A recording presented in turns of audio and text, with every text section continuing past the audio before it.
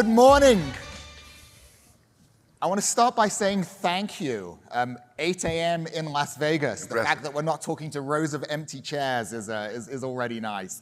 And I'm super happy to be here with my friend Peter Jacobs, the CEO of ING in the Netherlands. I'm happy to be doing this with Peter for 3 reasons. Number 1, he's my friend. Number 2, it's good to learn from innovators. And I think ING has been a consistent innovator. And number 3 is it's important to learn from regulated industries. We've seen a lot of cool things over the last few days and over the last year. And I think if you can make it work in a complicated, regulated environment, you can make it work in all sorts of places.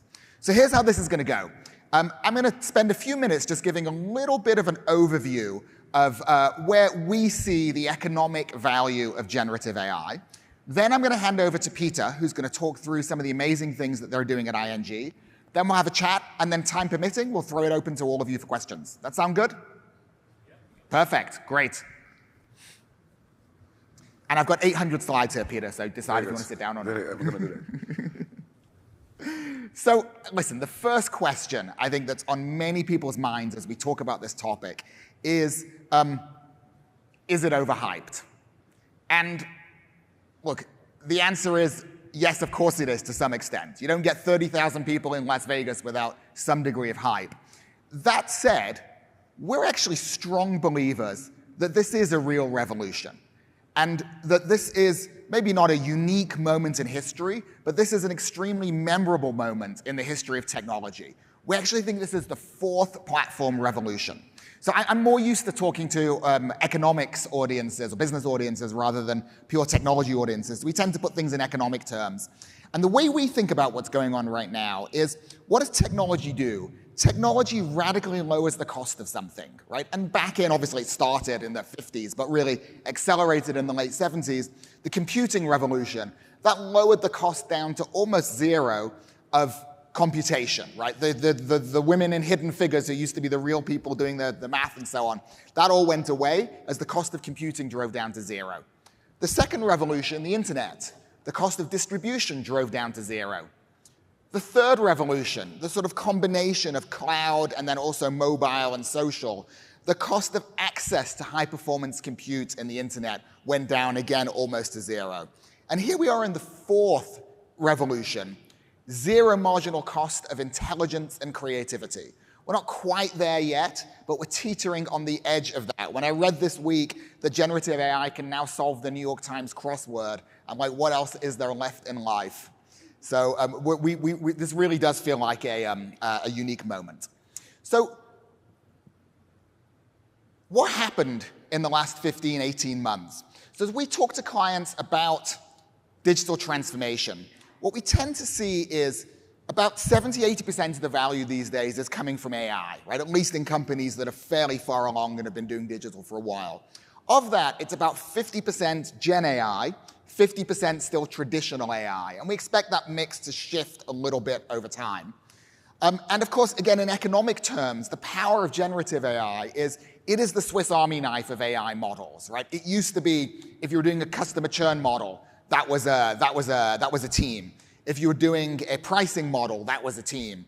And all of these things took additional resources. The fact that now with this one set of models, and not with no additional work, but with minimal extra work, you can create multiple applications, dramatically lowers the cost and increases the speed of AI deployment. And Peter will talk about that a little bit.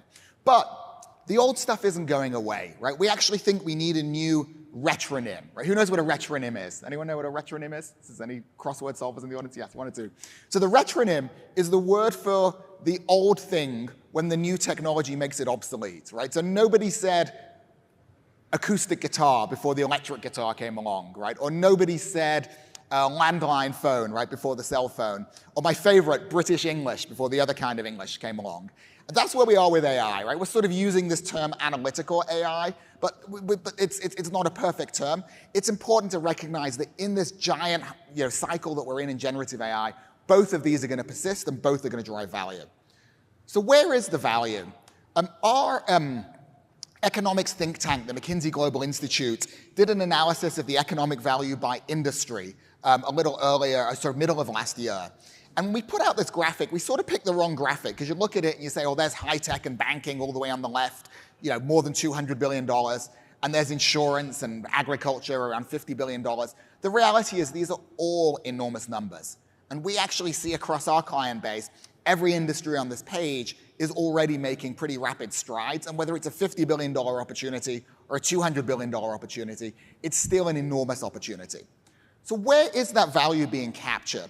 So again, this is still from the McKinsey Global Institute work. And what we tried to do is to look at impact in the function and then impact as a percentage of the functional spend. And the bigger impact is going to come in areas where obviously there's a lot of dollars, but also where there's a significant amount of the function that's affected. What does that mean? I was in a debate with at a meeting a few months ago, and somebody put out the thesis: are dogs the biggest beneficiaries of generative AI? So why would dogs be the biggest beneficiaries of generative AI? Because there's lots of ways with Gen AI that you can do something cool and save yourself 20 minutes in your day. And what do you do if you save yourself 20 minutes in your day? Maybe you go home earlier and maybe you'll walk the dog, right, that you haven't done or something. So we've got all these happy and healthy pets.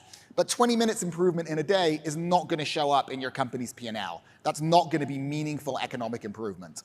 So where are you going to see the meaningful economic improvement? We think it's in the areas that are in the dark blue at the top here, that really cluster into 3 or 4 areas. It's anything that's about the customer, sales and channel marketing, anything that's about product R&D, and then anything that is about software engineering, right, as you've seen in many sessions.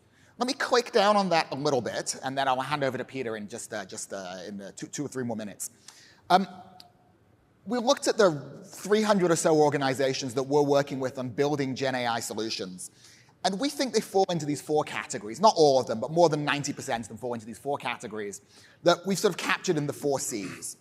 The first one, customer engagement, right? Anything that's about the call center, the website, the customer interaction. What's interesting is this started in productivity, but it's shifting massively actually around growth and around new relationship management. And one story that's, I think, woke up a lot of people on the growth side is it actually goes back to a study that some academics in the UK did over last summer. And they were taking a look to see if patients could tell the difference between, are they interacting with a chatbot or are they interacting with a doctor who's texting them back and forth? So they were given one of the LLMs or they were given a doctor texting them. And this ran for a few days and they were asked, could you tell the difference? Turns out most patients could actually tell the difference. Even pretty elderly patients, more than 70% of the time, knew whether it was a chatbot or whether it was a doctor texting them. So the academics thought, okay, Turing test failed, that's not that interesting. But then they asked a follow-up question. They said, which one did you prefer? And what we saw was the patient overwhelmingly preferred the chatbot to the actual doctor. They thought it was more informative, but they also thought it was more empathetic, right? It understood them better and listened to them better. So it's easy to turn that into a joke about doctors, or maybe specifically about British doctors. But what we've seen is many companies, many organizations looking at that and saying, wow, this is not just about how do we reduce the number of customer service reps that we have. This is about how do we actually create more valuable and more meaningful relationships with our customers. Peter will talk a little bit about that. Next on here is virtual experts. This is hard, right? Just taking one of the public models, firing it up in your organization, it will give you access to the world's conventional wisdom, but to do the context engineering on your own data, where you can tell the difference between what's something from a thought leader in your organization versus what's just random email and so on. It's hard, but done well, we're seeing amazing virtual experts, and Peter will talk about one example. The coding opportunity has been very well talked about elsewhere in this conference, so I won't mention that. And then the last one, creative content. I mean, certainly we see amazing things in personalized marketing and increasingly in video avatars and so on. We think this is going to change B2B and B2C sort of customer marketing and selling interactions. I'm going to end with a plug for my book, and then I'll hand over to Peter. So the challenge with generative AI, back to the comment about are dogs the biggest beneficiaries, is it's the world's easiest technology to pilot, but quite hard to get enterprise value at scale. We wrote this book, it came out middle of last year, looking across 200 different organizations that we thought were ones that were actually making money from AI-driven transformation. Our math is 25% of companies hit their cost target in a digital transformation, about 30% hit their revenue target. So we took 200 of the best ones, and we tried to say, okay, what's the playbook? And this is what we distilled from it. I won't try and summarize the full book in the next 60 seconds, but I'll emphasize one point, and then we'll hit the others in our conversation with Peter. The business-led roadmap. The biggest failure mode is a chief executive or a board says, we're going to do AI, and it just gets unleashed across the organization, and you get 1,000 flowers blooming. And you get nice things to talk about and to show off and so on, but it doesn't actually appear in real P&L impact. Instead, what we see is, if a chief executive or a senior leader in the organization says, look, we could do this anywhere, but we're going to pick a domain, right? One big domain at a time. And a domain needs to be like 10% of the business or so, 5 to 10%. And we're going to transform that domain. We're going to reimagine how it's done, not by thinking about a whole bunch of use cases bottom up and prioritizing them, but thinking about how do we fundamentally do work differently in that area. And we're going to put a financial target on it, right? Our research was companies that set a financial target of a 15 to 20% profit improvement in an area were more likely to hit at least 80% of that goal than companies that set just a 2 or 3% profit improvement. And guess what? Companies that put no financial goal on it actually end up with not achieving any financial goal. So that's the first part. We then talk about these other parts: talent, operating model, tech, data, adoption, and scaling. But I'll save that for my discussion with Peter. So with that, and hopefully I've given him enough of an introduction. But here's my friend and colleague Peter to talk about what ING has done. Thank you very much, Rodney. Thank you very much for coming. 8 o'clock in the morning, kudos. My name is Peter Jacobs, and I'm the CEO for ING Bank in the Netherlands. But actually, I have a quite big tech background. So I started my PhD in Palo Alto at a beautiful company at that time, Sun Microsystems. But at least for me, technology is quite cool, and to see how you apply it in a bank. And what I want to do today is to explain to you a bit of why we like it and what the concerns are and how we're dealing with those concerns. So for some of you, I can imagine that ING, what is this? It's a European bank, and I just wanted to give you on one slide a bit on who we are and what we do. As you can see, we have about 15 million primary customers over multiple countries. 62% of our people today are mobile only. They don't use any other channel any more than a mobile phone. And you see some numbers at least. And for us, the strategy, it's all about customer experience with sustainability at the heart. And I can tell you, for a bank, sustainability is quite challenging, but we're not going to talk about that today. I think that, we found out this beautiful, benchmark about how cool ING is in banking when it comes down to AI. And I must say, on one side, I'm quite proud. On the other side, I would say, don't look too long at this slide because it's very new to all of us. So in the world of starting something cool, being the number 7, what does it really say? But at least you see that we are trying to push quite hard. What I also like is that, at least the comment that Rodney made, is there is quite a big difference between AI and generative AI. In AI, banks have always been quite strong. Identification and segmentation, analytical models. But now the generative AI, it's quite new. It's quite new to us. So what I want to do to you is explain to you what is a bank now doing with this in a very regulated industry. And so what this is for us, what are the big, basically, elements on which we're working. We have 5, basically, pillars on which we're working today. And let me start there. The first one is in the contact centers. And I think there was a great example also given by Rodney in one of the flowers. And why is it important? If you look at 15 million people, then ask yourself, how often would 15 million people on an annual basis call our call center? The honest answer is, on average, almost once a person a year. That means you get 15 million calls to your call center. And I can tell you roughly 50% is caused by us because we cause friction. So basically, rightfully call us and they get a bit frustrated about that we're not able to do what they expect us to do. But 50% of those calls are a bit about customers not able to find actually how our services work. So people are looking through the open website of ing.com or the global website or in the mobile app, and they can't find what they're looking for. And we see that we had a chatbot. And I must admit that the chatbot over the last years had some good impact, some okay impact. But in terms of intimacy, empathy, understanding what the answer is, guiding people to a good answer, it is a bit shaky. And we've now brought it live with a generative AI chatbot, which has impressive results in terms of, and I'll do it in a minute. And you see, you can do it either to your customers, you can also do it for your relationship managers. That's what we've also been doing, but that's the first one. The second example is marketing. We want to help people to understand what's good for them. And basically, if you start to talk with a student about how he or she should or could start with investments in order to build up a retirement plan when they're 65, then that message is probably going to be very different from a message to a 61-year-old person who already is 4 years before his pension. So coming up with very personalized stories about why we think that our products are relevant to you, that is for us a fantastic opportunity in the world of generative AI. The third one, and that is perhaps the one comment that I would potentially disagree, and let's see next year with Rodney in the slides. I think that Rodney in the presentation, he mentioned that in risk and compliance, the impact might be not that big. I think in risk and compliance, especially in banking, there is a phenomenal impact of generative AI. And I'm going to explain that a bit later in the story, but at least and perhaps in the Q&A, but there are phenomenal examples where in the heart of the bank on how we detect basically with what kind of customers we're dealing, this is a phenomenal example. We do it in sustainability pioneering, and the last one is software engineering, and I will not go into those, but at least it gives you a bit of an overview on the priorities for ING today in the world of generative AI. We've just started. So you could say on one side, it's not that impressive. On the other side, given where we are and given that we've now actually brought it to production, I'm quite happy with the first results that we see. And you see that in the contact center, I think that our ability to actually, it's not only about the deflection rate, it's not only about the impact to clients, but also the speed by which you're basically able to enrich the scope of what we're answering. It's a new game. The old chatbot, we were coding everything and we're scripting all the questions and answers. Today we're not coding, scripting and answers. We're giving basically our website as almost as the kind of source of truth.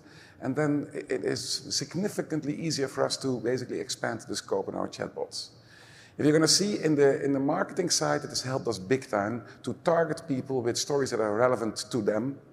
And I think that those are two examples. I will not get in there. Then I think in terms of because I think it's time for the Q&A, there is one thing that I will do throughout the Q&A. I will explain a bit to the example in risk and compliance if you have time, because I think it would be nice. But secondly, I want to give you a bit on how are we now organized for it. In an extremely regulated industry, what do we do? And there are, I think, 3 messages for you to understand. Number one, everyone who wants to start with generative AI has to almost come to the center, where we jointly take now the decision whether we go or not. We are not yet in the phase that we allow everyone to start to use it themselves. So if you have a fantastic proposition, if you have an idea, if you have an initiative, up front we're going to jointly decide whether we like this or not. Then the second step is we have a phenomenal amount of risk frameworks that we bring in place, from data privacy, from ethics, that are all being done, model validation, to ensure that every regulator who looks at this says, guys, at least after you jointly took the decision that's a good idea, you also brought control in how you're going to do it. So this kind of piloting and just try it out and find it out, those are words in a regulated industry you will not hear. When you go in a disciplined way, and it means that you have to take a bit of time to get there. And then finally, if you bring generative AI live, you have to be on top of it. You have to see what's happening. And there is no chatbot that is independently running for months for us to discover what kind of problems we've caused. So as there is constant basically reviewing in this phase. And I'm sure that this very centralized and strict way will disappear in a few years. But I think it has helped us to at least get stuff to production. I want to end it there, and I'm sure that you're going to challenge me big time now in front of this nice audience. Great. Thank you, Peter. That was super.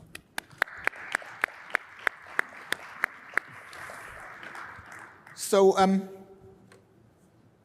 let's start with how did you decide? You talked through a number of exciting examples. How did you decide which domains of your business were most ripe for disruption from this? Yeah, I think that's so we have an enormous amount of engineers and marketeers who obviously also visit conferences like this, and they hear stuff, what is happening. They start to play with it, and then you start to see that bottom up, people really start to understand this might be really cool. This is something we should explore. And then people explore stuff in the weekend and they're in our development environments, and then they come up with a bit of a proposal. So I must admit that I think that to some extent it has been bottom-up that people start to see it. It has been a bit top-down by consulting companies like you coming up to us and explaining, hey, this is what we see happening in the market. And then you take a decision jointly, let's go. And I think that at least, don't waste too much time to find out the perfect use case. But for me, it's more important now to see that actually the pipeline works from concept to production, that we start to see that more and more, if we get that productized, that pipeline, that we can scale out. And if you would ask me, do these examples have delivered you impact? The answer is yes. Can you prove that they were the best to do? Then the answer is probably no. Right. Yeah. Yeah, I mean, I think that's what people are finding, right? There's so many places where you can make a difference. Pick an area that matters and sort of build something robust. Yes. So you use the magic word of sort of getting into production, right? So tell us a little bit more, maybe pick the chatbot or the KYC example. Like, what did it really take to get something to a level of quality that you were comfortable unleashing it on your customers or on your employees? Yeah. I think that so basically you have the kind of building the concept, what could it look like? So it's almost the kind of the look and feel, and what would the search engine look like? What would the chat robot look like? And in all honesty, I think that is 5% of the amount of work. Then there is the engineering, basically, consuming the LLM models, consuming basically what's being offered by companies like Google, and making sure that you get your first code. And I think that was 20%, and then there is 70% left, and that is to get a controlled way in your organization. And there you're going to see that at least it takes time. And I think that the more shortcuts you take, the faster you will go up until almost to production, and the longer it takes to go to production. So we at least started to see, hey, there is a US Nexus law, there is data ethics, there is privacy concerns, there are regulators on all sides. And I would say just accept it. I think that those policies are there to basically support all of us. So you can fight it or you can just do it. And at least what we now started to see in our organization, take those people along from the start, do it together, evaluate, take steps. And I think that what is most important is that people, and I think that for everyone this is new, so a generative AI robot answering questions that no one feels comfortable with, at least it meant to us that the moment you go to production, you go to the production the first time with just 200 calls a day or 200 chat requests a day. You sit on top of it, you see what's happening, you keep track of the answers, then you have the first week, and after the first week you ask yourself the question, how many of these answers were wrong, and how many of these answers were so wrong that I'm almost embarrassed and I had to intervene. And then based on that you start to improve and learn. And what we started to recognize by now is that we still have answers that are wrong. We still have answers that are wrong. And then the question is, how come? Is now the generative AI robot not working? And in all honesty, I think that by now we came to the conclusion that if the answer is wrong, then it is wrong in our website, or it is wrong in our policy, it is wrong in the underlying data source, and basically the chatbot is pointing us out to stuff that has always been wrong and we did not see. And that gives you a bit of comfort, I would say. Yeah, and maybe just to click down on that. So hallucinations, right? It sounds like you've conquered those in a couple of important areas. So how did you do that? Control also the scope of what you would like to be answered. Let me give you now the example of the KYC that I wanted to say. I think that if you look at KYC, know your customer is one of the most important areas of a bank. And especially in Europe, you see that we might have been a bit lagging behind. So by now, I can tell you have thousands and thousands of analysts who are constantly trying to understand who's this customer and is he a legitimate customer. And you have to segment them immediately. You have to understand, is this low risk, high risk, and etc. And I think you all understand that the 12-year-old student who opens his first bank account and puts 12 euros on it or dollars on it, he might not be the most risky person. But what about someone whose nationality is from Afghanistan and who still has residential real estate in Afghanistan? You know, if we would have an uncontrolled, I would say, LLM that goes out and we would ask, is this a high risk or not? We can basically we immediately can predict what the answer will be. Afghanistan is a risky country when you look at terrorism, when you look at these kind of things. So immediately you would bucket someone in this group of high risk customers.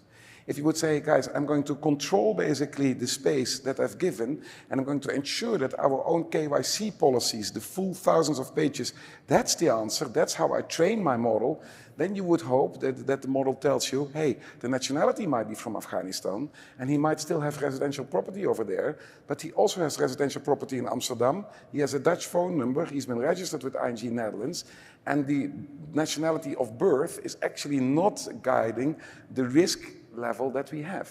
So I think it is extremely important that you don't go too fast and that you control basically the space and the content that you give to your model. Otherwise, it starts to answer what the majority of society feels and not what you as an organization have defined the policy to be. So overinvest and at least understand that many people think generative AI is phenomenal, and so do I. But don't underestimate that it takes a bit of time to build, train, control, review, and that it requires some discipline. And that's at least what I think is very important. Yeah, and I love that Afghanistan example, because I think what it shows is you are able to provide a service to take on as a customer someone who a much more simple rules-based model probably would have excluded, right? So you were able to... Yeah, or the analyst would have spent, and that's also my point about the impact it would have, the analyst would have spent here weeks and weeks, and now he gets a fully generative constructed paper that explains also to the analyst what at least our generative AI robot feels the risk level of this customer is. And then it's still an analyst who reads the entire story, but you've applied this complex policy on all of its data, and you've written a front page that makes analysts at least understand how we should merge those, the data of the client and the policy we have. So tell me a little bit about the operating model to get this work, because as you described how you did it, you talked about what must be 7 or 8 or 10 different groups in the bank. So how do you get them working together in the right way? Yeah, I think that ING has always been quite a bit of a fan of an agile way of working. And over time, you would not like to see the difference of building a payment engine or building a mobile app or building, generative AI almost becomes a capability that you implement in building your regular, I would say, digital features. Today it's not. As I mentioned to you, we're at the beginning, and at the beginning we've at least stated we will from the top decide where we will allow it to do and not to do. We are very afraid that it goes all over. We are building basically now the pipeline of all the risk products and check and balances we need to have in between. And then at least what I like is that we're not only doing those risk activities in these use cases, but start to see to what extent we can productize them. So at least we can offer this, we can productize the pipeline itself and then start to scale out to larger pieces of the organization. But by now, we think that if we would give 10,000 people the freedom to start to use generative AI, the likelihood that they would all be in control and understanding the pitfalls and understanding the risk documentation and understanding how we keep in control, it's somewhat too immature today to basically give it to everyone. Yeah, and that's great. And I think that agile approach, that's what we saw in the research for the book as well. Every company that was in that money-making quadrant were following some version of agile. Yeah. And it's not just about business and technology working together, it's about those control functions of legal compliance. If they're not there, you got nothing. Exactly. What about adoption and scaling? I can imagine there were some constituencies in your organization who saw this as a threat and who were not keen to drive it out. I don't think that anyone saw it as a threat. No, I think that not yet, and perhaps it's naive, but I think that everyone is still excited.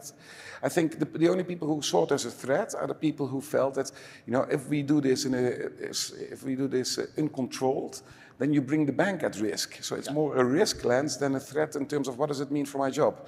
And the reason is that I think that we've reinvented ourselves multiple times. And let me give you one example. In 1899 in Belgium, there were people who were putting on the candles on the street every day because they were with gas. And every day they came by and they had a postcard at Christmas that they asked the people who lived there for a bit of money because for a full year they light basically the street candles. And those jobs don't exist anymore. Yeah, they don't exist anymore because now we have electricity. And unemployment is still very low, both in Belgium and the Netherlands, and I think here in the US as well. So I think that by now we do understand that your job might not always be identical, but at least it does not mean that everyone now thinks that, oh shit, I have no place to work anymore. So I think that people are quite relaxed about how it will impact their job, although for many it might not even be totally known. But I think that the lens is not threats, the lens is more risk. That's I think that's a bigger thing. Interesting. So back on talent then. So what did you have to do, or what are you doing to upskill your talent base on this? Yeah. And then maybe if you cast forward 5 years, how do you think the talent that you have in the bank will look different? Yeah, I think that's an excellent question. I think that perhaps it's even a bit too early to already fully understand what the impact will be. But I think that number one, I think that this agile approach where you bring technology leaders and people who content leaders, whether this is a KYC policy or whether this is marketing, these people have to work together, especially in this age, because the generative AI will help you to come up with a content answer in a certain domain by technologies who are able to bring it together. So I think that if those people are not doing this together, and then with the second line in terms of risk and compliance and ethics people, if they're not working together, then I don't think that you will ever progress. So that's at least how we institutionalize it now. And then secondly, I think that what is for me important, and I think that Google, of course, is also a good example, we can't expect hundreds of thousands of people to become experts in these domains. So I think that try to build your own products by consuming products like Google. Try to, if you ask people to do a data ethics review, then try to productize it to a level where you don't expect anyone or everyone to start doing this themselves. So I think that productization on all the elements, to make it available, to make it consumable instead of making everyone an expert, making people truly work together, those would be, I think, my key topics for today. Yeah. That's great. So maybe last question I'll ask you, and then we'll throw it open to the floor for some questions. We might go back and forth a bit. But there are many companies and organizations here who are building products and services that they would love to be useful to an ING and places like ING. What advice would you have to the sort of the startup and small tech company community on how to be relevant to you? Yeah, I think a few. So basically, if you look at the product, so how do we look at people who want to serve us? Number one, it is a bit of the sharpness of the proposition. So generative AI in itself, it's almost a capability, it's a domain, it's a field. And if you would come to us and say, I'm phenomenal in generative AI, then I'm a bit afraid that we would not understand what you would bring. So at least make the proposition quite sharp in terms of, I see basically a fantastic opportunity for you. I see that you have a challenge basically to get that opportunity delivered. And we have an approach that will help you to overcome the challenge to reach that opportunity. So that's a bit in storytelling. Secondly, I think that large organizations don't believe that it's going to be simple and easy. So don't promise us that you will do it over the weekend, because then we get nervous, especially in the regulated industry. And so that will be number two. So don't make it too good, because then I think that people will not see it. And those would be, I think, my two biggest lessons. Be focused. And be a bit transparent about the challenges that are ahead to get this delivered. And then I'm sure that we would love to consume it. Because I think that over time, we've also seen as a bank, we want to focus on people's financial wealth. We want to focus on basically serving the economy by investing in this economy. And that's our business. Our business should not be to build Kubernetes clusters or to codify LLM model or whatever it is. That's not our business. We would love to consume that. So whenever it's not specific for the financial sector, then I think that's, we're in the business of consumption and not in the business of provisioning. With that, I'm sorry, I think we are out of time. But Peter, this was a really fun conversation. Thank you again for joining us early in the morning. And good luck on your own GenAI journeys. Yes.